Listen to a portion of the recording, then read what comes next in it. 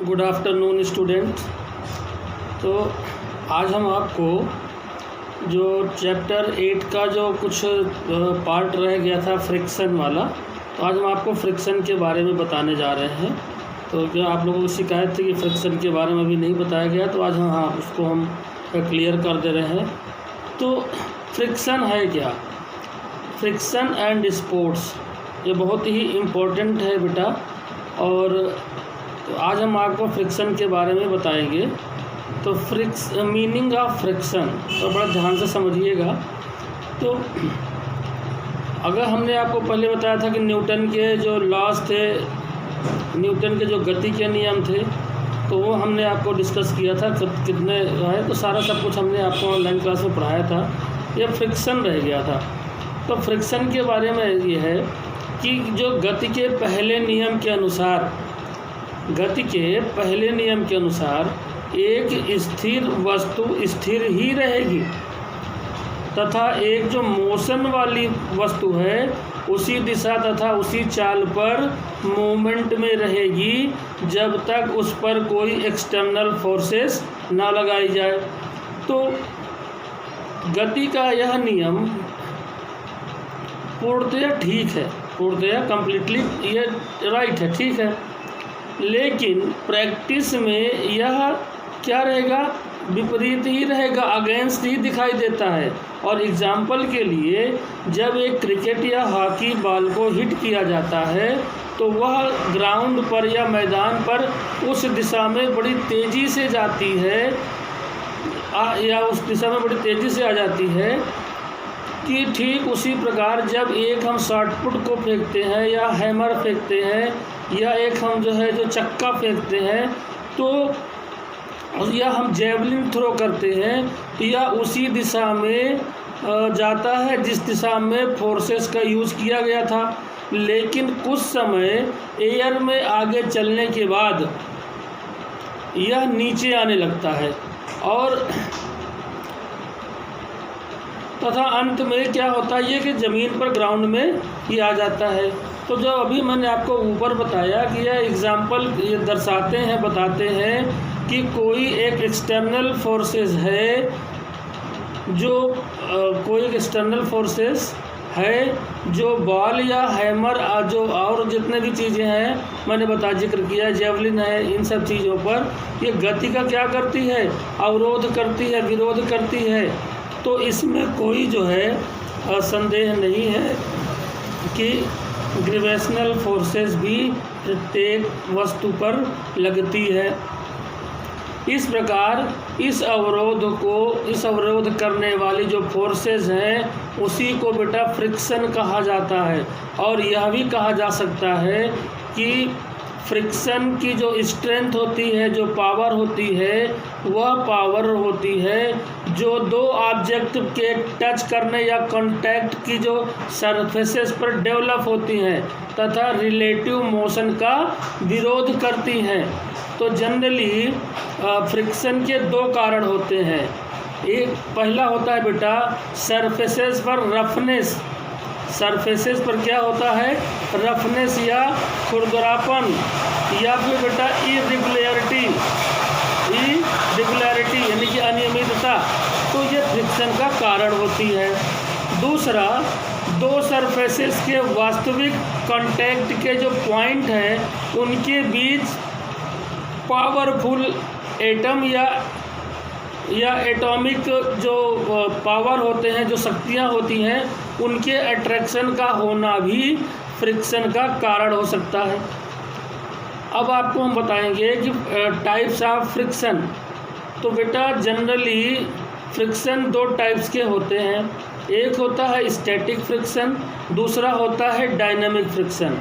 तो static friction क्या है कि अपोजिंग फोर्सेस तब लागू होती हैं जब एक वस्तु दूसरी वस्तु की सरफेस पर बढ़ना शुरू हो जाती है।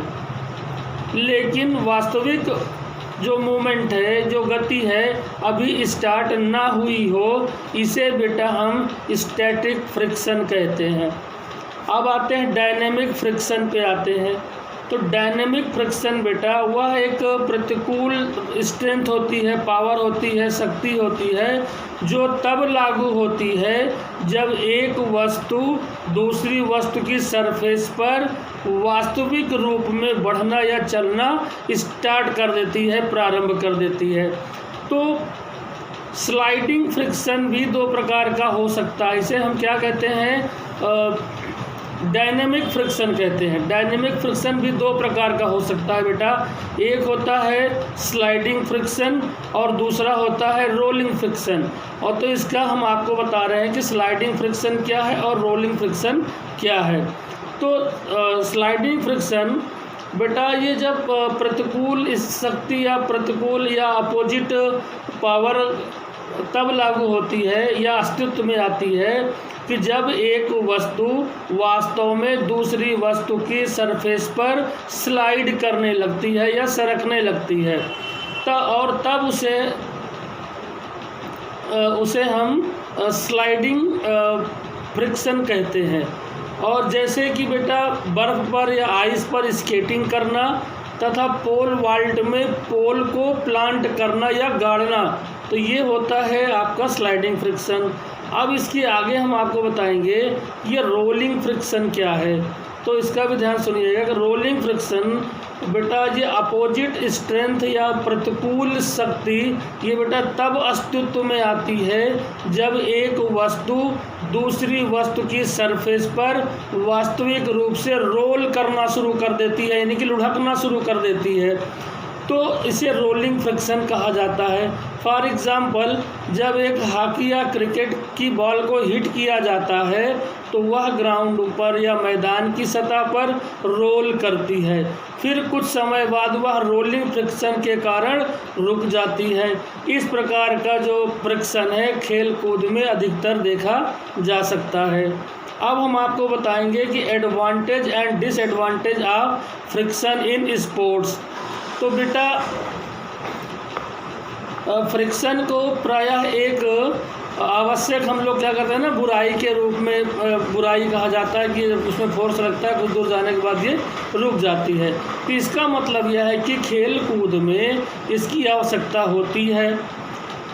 फ्रिक्शन के अभाव में, फ्रिक्शन ना होने के अभाव में स्पोर्ट्स एंड गेम्स में बेटा क्षेत्र में हम अच्छी अचीवमेंट हासिल नहीं कर सकते।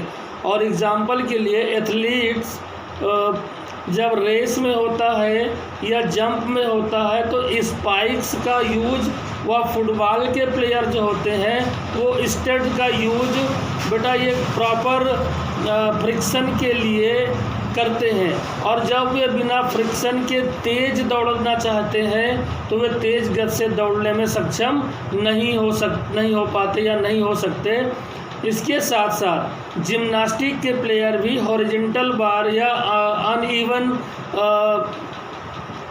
अनइवन जो होते हैं बास पे होते हैं या रोमन रिम्स पर जो एक्सरसाइज करने से पहले फ्रिक्शन रखने के लिए दोनों जो हमारी पाम होती हैं, हथेलियाँ होती हैं, उन पर चूना लगाते हैं। तो और इसके अलावा बेटा वॉकिंग भी कम फ्रिक्शन होने पर कठिन हो सकता है। वेट लिफ्टिंग के प्लेयर भी जर्क व स्नैच में जो बार होता है ना उसको पकड़ने से पहले हथेलियों पर चूना लगाते हैं। बैडमिंटन में प्लेयर को अक्सर यह देखा जाता है कि वे वुड की लकड़ी से जो बनी होती है ना, वुड से जो बने होते कोर्ट पर जाने से पहले अपने जो शूज़ होते हैं ना उनके जो नीचे का तलवा होता है उसको रगड़ते हैं। तो वास्तव में खेलों के क्षेत्र में, खेलों के स्पोर्ट्स के एरिया में अनेक ऐसे एग्जाम्पल हैं जहां पर फ्रिक्शन फ्रूटफुल है, लाभदायक है। इसके अगेंस्ट कुछ गेम्स में फ्रिक्शन बेटा नुकसानदायक भी हो सकता है। जैसे साइकिलिंग में रोड और साइकिल के जो टायरों के बीच अधिक फ्रिक्शन नहीं होना चाहिए। यदि अधिक फ्रिक्शन होता है तो साइकिलिंग करने वाले प्लेयर की एनर्जी भी अधिक खर्च होगी या और जो एनर्जी का जो ज़्यादा एनर्जी समाप्त होगी। तो यदि अधिक साइकिलिंग में फ्रिक्शन की स्ट्रेंथ को कम करने के लिए टायरों में हवा पूरी भरी होनी चाहिए। रोलर स्केटिंग में अच्छे परफॉर्मेंस या अचीवमेंट के लिए रोलर्स में कम फ्रिक्शन होना चाहिए। तो इसका परिणाम स्वरूप यह है या रिजल्ट ये कह सकते हैं हम कि कुछ गेम्स में फ्रिक्शन लाभदायक होता है और जब कुछ खेलों में फ्रिक्शन की अधिक जो स्ट्रेंथ होती है, पावर होती है, वो नुकसानदायक भी होती है। तो कुछ लिमिट तक इस गेम्स में कुछ फ्रिक्शन अधिक ज़रूरी होते हैं और इसकी आवश्यकता प्रत्येक खेल में, प्रत्येक गेम्स में डिफरेंट तरीके से हो सकती है। तो ये रहा है बेटा आज ये फ्रिक्शन जो आपका जो छूट गया था, ये फ्रिक्शन के बारे में मैंने बता दिया है। ये वीडियो आपके पास जाएगा, आप लोग इसको देखिएगा। धन्यवाद।